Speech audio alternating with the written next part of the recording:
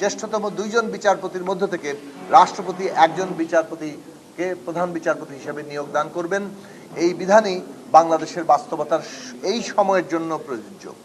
বাংলাদেশে বিচার বিভাগের যে বিচারক নিয়োগের যে পদ্ধতি তৈরি করা হয়েছে সেটা যদি কার্যকর হয় এবং আমরা সেই কার্যকর হওয়ার প্রক্রিয়ায় হয়তো এই বিধানে শুধুমাত্র জ্যেষ্ঠতার ভিত্তিতেই প্রধান বিচারপতি নিয়োগের প্রক্রিয়ায় যেতে পারবো, কিন্তু বাস্তব সময়ের বিবেচনায় আমরা এখন দুজনের মধ্যে একজন রাখার প্রস্তাব করছি। দ্বিতীয় বিষয় হচ্ছে তত্ত্বাবধায়ক সরকার গঠন।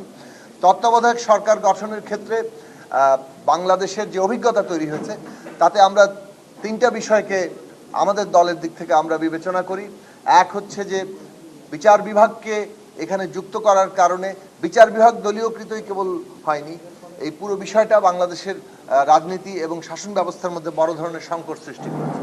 অন্যদিকে রাষ্ট্রপতি শেষ অপশন হিসেবে যে বিগত ত্রয়োদশ সংশোধনীতে রাখা হয়েছিল তারও আমরা ব্যবহার দেখেছি এবং সেই ব্যবহার পুরো রাষ্ট্রের প্রধানকেও একটা বিতর্কিত প্রতিষ্ঠানে পরিণত করে আমাদেরকে আরেকটা গুরুতর রাজনৈতিক সংকটে ফেলেছিল।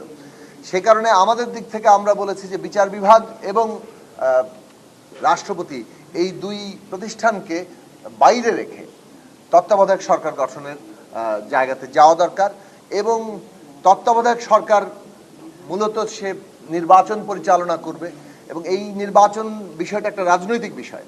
কাজেই এই রাজনৈতিক বিষয়ের ফয়সালা রাজনৈতিক প্রতিনিধি অর্থাৎ জনপ্রতিনিধিদের হাতে থাকা দরকার। জনপ্রতিনিধি অর্থাৎ সংসদ কিংবা উচ্চকক্ষ হলে নিম্নকক্ষ এবং উচ্চকক্ষের উভয় যারা নির্বাচিত প্রতিনিধি তাদের গঠিত একটি কমিটি এই তত্ত্বাবধায়ক সরকার প্রধান কে হবে সেই বিষয়ে তারা নির্ধারণ করবে।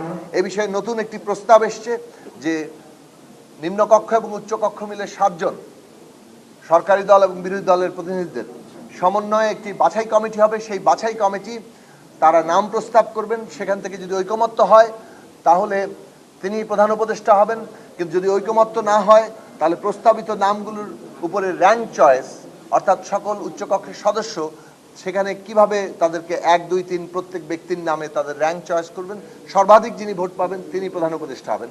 আমরা মনে করি যে এই পদ্ধতি বাংলাদেশের রাজনীতিতে গুণগত পরিবর্তন আনবে। এক, বিচার বিভাগ দলীয়কৃত হওয়ার মতো সংকটের জায়গায় আমরা যাব না, অন্যদিকে রাষ্ট্রপতি বিতর্কিত হবেন না, আবার এই যে তত্ত্বাবধায়ক সরকার ব্যবস্থার নিয়োগের যে অথরিটি সেটা নির্বাচিত প্রতিনিধিদের হাতেই থাকবে এবং সেটা বাংলাদেশের রাজনীতিতে গুণগত পরিবর্তন আনবে। এই বিষয়ে যদিও এখনো পর্যন্ত কোনো সিদ্ধান্তই হয়নি, এটা যেহেতু নতুন প্রস্তাব, এটা আলোচনা হচ্ছে, সামনের দলগুলোর নিজ নিজ ফোরামে আলোচনা করে তারা মন্তব্য দিবেন, আগামী দিনে হয়তো এটা ঠিক হবে। এই পর্যন্ত আজকের আলোচনা হয়েছে।